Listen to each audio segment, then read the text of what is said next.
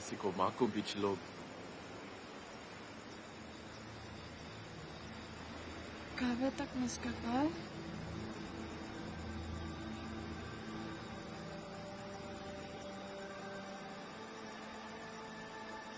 Ka bet Benichkash.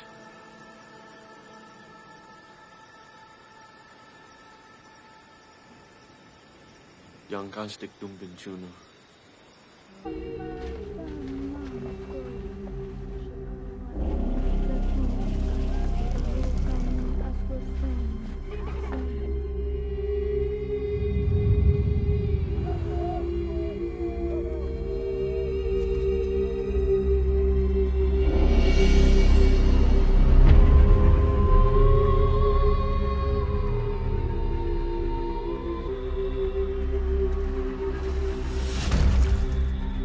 You're a curious man, Smith. What is it that you're looking for? I've always believed that something good was in store for me. Destiny all my own.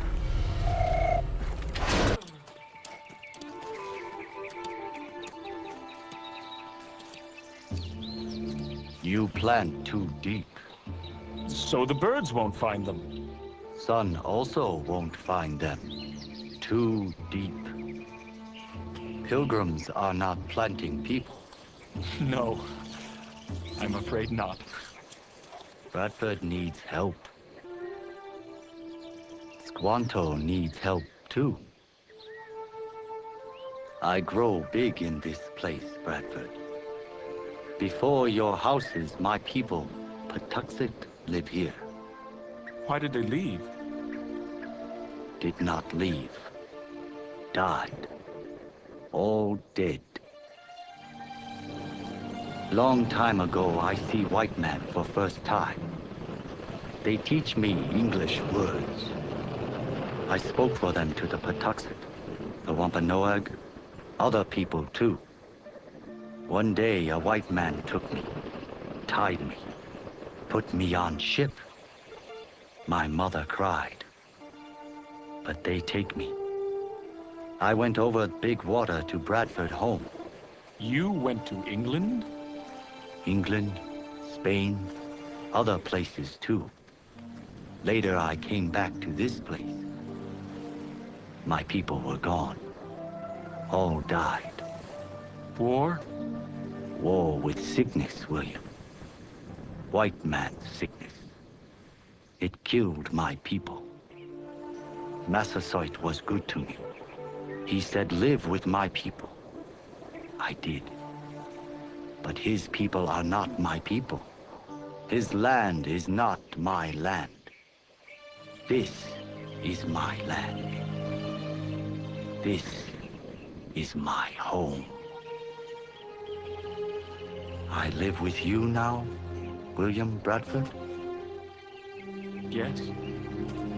Yes. For as long as you like, Squanto.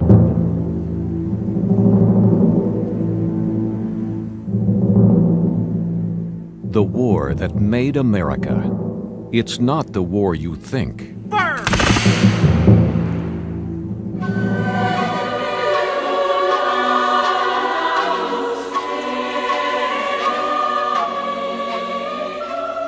It began 250 years ago in a dense forest in Pennsylvania. A 22-year-old British provincial officer ordered his men to fire on a peaceful French diplomatic party. Soon, the world was at war.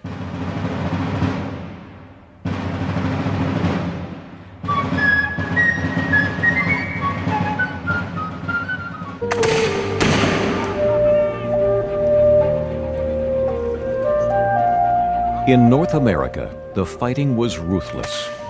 Protestant British against Catholic French. Shrewd Indians playing both sides. And all vying for possession of this bountiful land. Called the French and Indian War, it was, in fact, the war that made America. You're not talking about defending your rights as Englishmen. You're talking about a new country. All the colonies united. A new nation.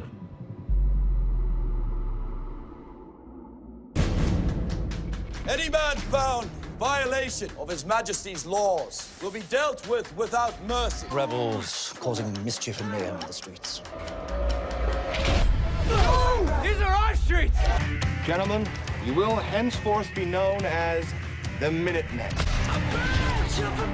These colonists are committing treason.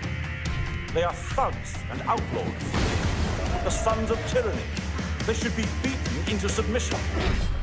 Send in the troops. John.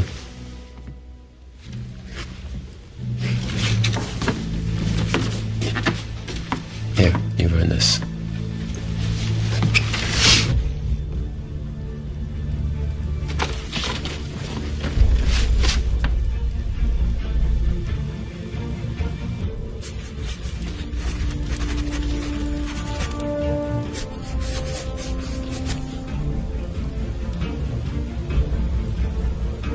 Sure you wrote it big enough? Yes, old King George should be able to see that.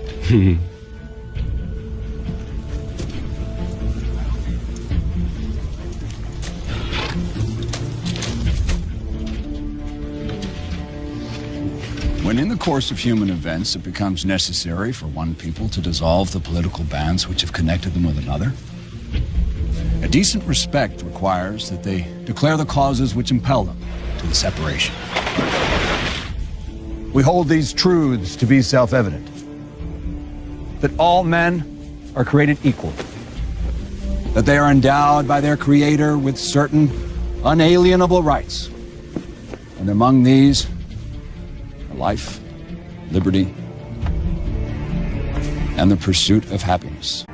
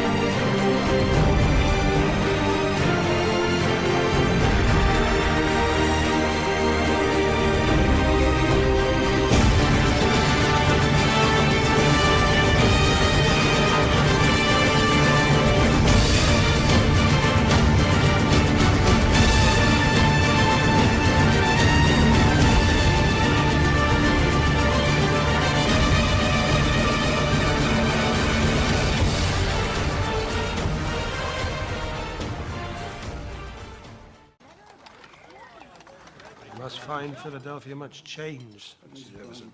More change than I could have imagined, Mr. Hamilton. Not the city itself. All cities swallow everything in their weight. That's no surprise to me. That's why I abhor them. But I've been, as you know, in revolutionary France, where the streets are filled with the songs of liberty and brotherhood and the overthrow of ancient tyrannies of Europe, and to return from there to this, our cradle of revolution, and find the dinner table chatter is all of money and banks and authority is an unwelcome surprise. Unwelcome, perhaps, but necessary. Honored parents, I am now on an expedition to the westward with Captain Lewis and Captain Clark, who are appointed by the President of the United States to go through the interior parts of North America, to ascend the Missouri River with a boat, and then to go to the Western Ocean. If we live to return, and if we make great discoveries as we expect, the United States has promised to make us great rewards.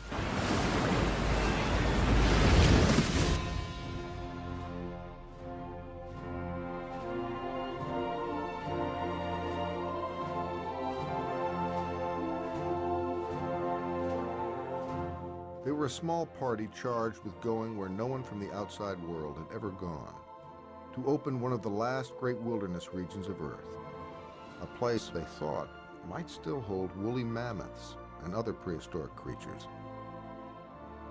To find out what was really out there and to survive was the equivalent in its day of a journey to the moon.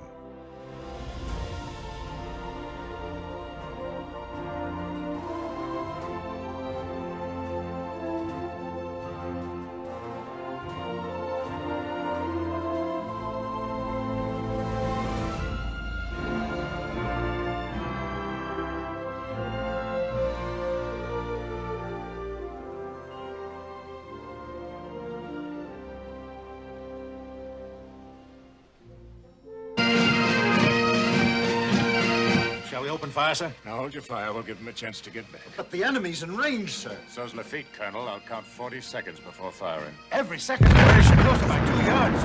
I'll count 40 seconds, Major.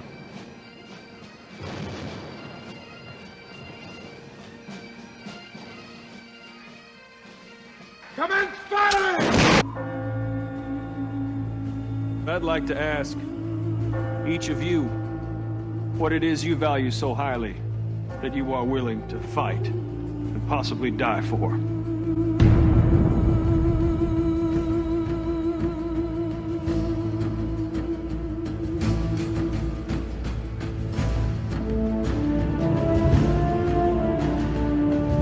It is my conviction that holding this fort is the key to defending our colonies. As goes the Alamo, so goes Texas. May 1846. Thousands of men, women, and children.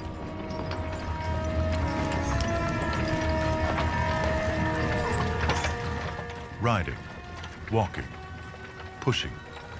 They're heading for a new life 2,000 miles away.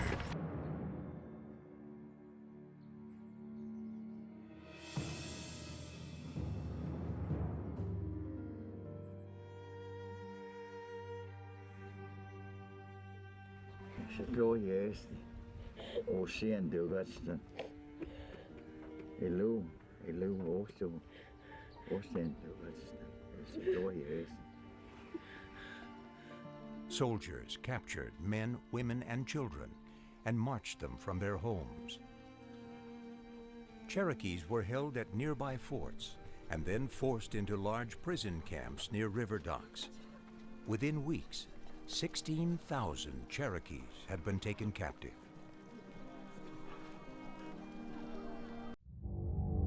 Your name is your spirit. Your name is your shield. It's time your family pay Kunta. Run! Your name is Toby. Now tell me your name. You brought this upon yourself. No, you brought it on your teeth like the horses and hogs, nothing more. Keep your true name inside. My name is Kunta Kinte.